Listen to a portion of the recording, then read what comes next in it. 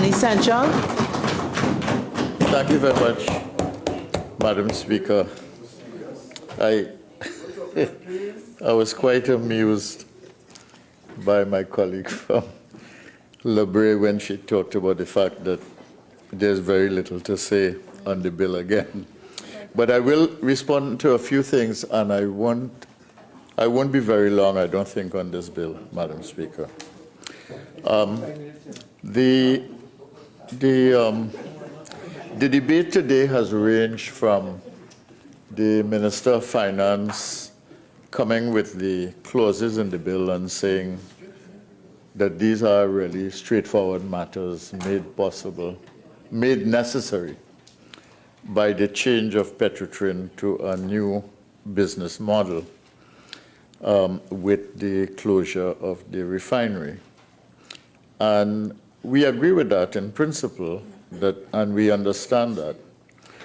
The Minister of Energy said that it was a simple bill, but the Chief Whip on our side in his speaking showed that there might be much greater complexity when he talked about some of the big issues in Petrotrin, as well as the issue in Naikwan.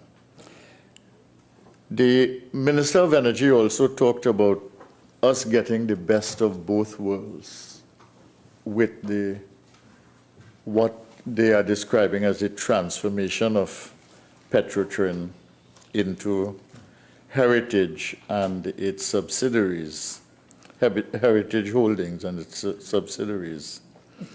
But whether or not this turns out to be the best of both worlds, Madam Speaker, is in fact the question. And this is where the issue is. The member for Lebre talked about the government taking a political risk. And this is where the problem is again, because the nebulousness, the concern in the public mind, is certainly the concern on this side with us in the opposition, is not whether you took a political risk, but whether in fact you have put the country in economic jeopardy. And this is the concern we have, because the transition is taking place. We now see these bills coming here to deal with something that might have been anticipated. With the change, you talk about a simple matter of just hiving off a loss-making refinery. But coming now, it raises questions about whether, in fact, the matter of the Petrotrin refinery closure and the transition to the new business model had in fact been as well thought out as was articulated at the beginning, or whether we are likely to end up in difficulty going forward. And I think that is part of the dilemma, part of the problem that we are dealing with here. Now, when we look at the bill and the few clauses, we know that they come from big acts, but they are relatively simple changes because of the fact of the closure of Petrotrin. I just want to ask a few questions because much has been said and I don't want to prolong the debate, but I do want to ask a question. The ex-terminal price that you talk about, I see it is for 8 cents for each fuel. And I just wondered, because I do not know, if I could have an explanation for that and what it represents and why it is the same number, and does it represent something like handling fees? I don't know. Okay? Now,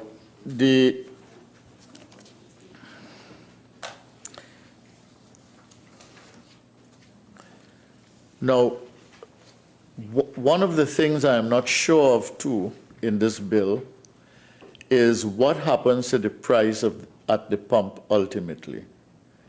Whether it will be fixed and for how long, or whether it will be flexible. And I think that that's something that needs to be explained so that we know what is at stake. And I'm not sure myself what is the meaning of what I regarded as these simple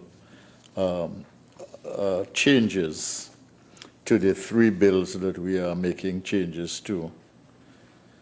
I'm also not sure what are going to be the margins for the gas stations that are distributing this, and perhaps the minister will explain. Now, I thought that there was very little of substance on the amendment to the finance bill, but when the minister raised the issue of clause 4 and the access to broad statistical data, I have two questions on that. One is, I know that in the bill that is meant to establish the National Statistical Institute, this matter is dealt with, or at least is being, a clause has been proposed. It is at the Joint Select Committee under discussion. And this is now being put in this bill. And the reason I'm asking the question is because the minister said he will start the wind-up of the bill here, Madam Speaker, and then we'll go to committee stage at another time. Now, when we go to committee stage, it might be very difficult to deal with this. I mean, I know the amendments will be there, and we could then examine section by section, even within a clause. I understand that. But I think I would like a greater clarification from the minister as to what is really being amended here and why, okay?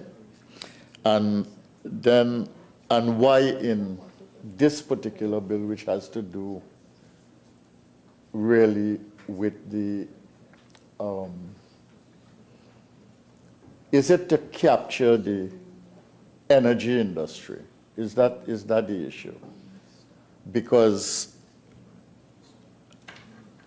it sounds to me that it is a general issue of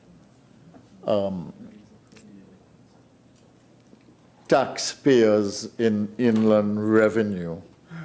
And I think I want to understand that. If I hope I am not exasperating the minister on this, but I do want clarity. All right? Now, today happens to be the day, Madam Speaker, on which the bond, the Petroleum bond, which was raised here today, is actually being refinanced. This is the deadline date for it, I think.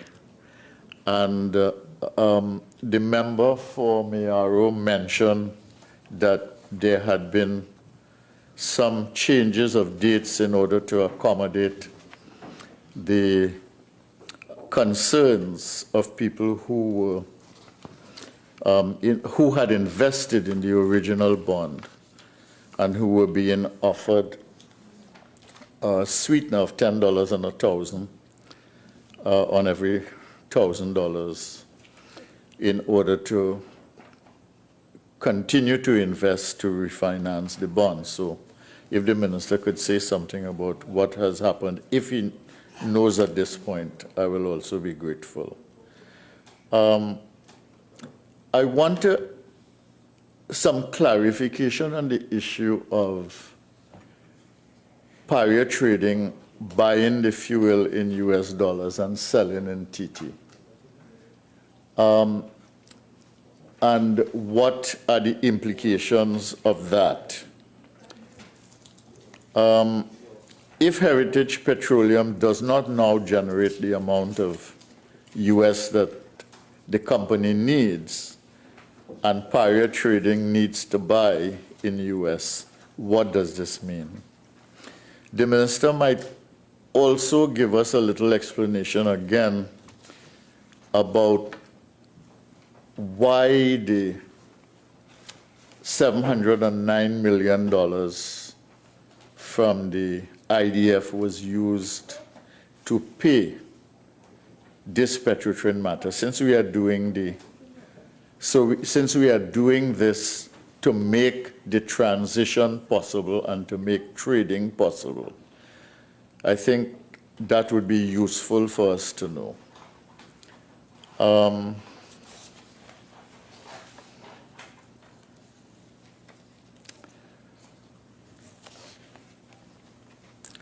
And I simply want to close by saying that the bill is simple, it is true, and we have some amendments to 3 big pieces of legislation that are meant to facilitate the transition. But we are beginning to see that the problem, Madam Speaker, is not the bill or the amendments here, although I would welcome, as I said, the clarification on the amendment to the finance bill and what it implies, just for clarity, because I have a feeling it's going to become an issue again, and that is why I want the minister to actually say. But we see now how taking a decision which you say is a politically risky decision, or a decision which you say can only be done by a strong government, because that was the argument at the time. You see how taking that decision and managing the process of transition, and we have not yet gotten to the end of the transition. The financing remains. We will hear some news on that today. The operation of the various subsidiaries remain. The foreign exchange issue remains with us. The issue of what is going to happen to Petrotrain eventually. We know that there are 25 people who are still in the running and may put forward, according to the minister, bids for this, and eventually someone will be chosen. The future of pariah trading, we do not know. We do not know if it is going to be a company on its own, owned by Heritage, as it is now a subsidiary, whether it is going to be part of a package with Petrotrain, and we do not know if it is going to be sold as a trading company. We do not know those things. So we see how that question, that issue, that decision of taking action on Petrotrain has, because in my view, so little information was given, and we are seeing now that part of the reason for so little information being given might well be that the whole thing was not thought through to the end properly. We are seeing now how much uncertainty it has created for the society, and the society remains in a state of uncertainty on this matter. And this at a time when there are uncertainties arising in the energy sector generally, with Train 1 on the one hand, with the petrochemical sector on the other. And what it means is that we are really having a convergence of very uncertain situations with the energy sector, which the Minister of Energy said was one of the sectors, was a well-run sector by this government.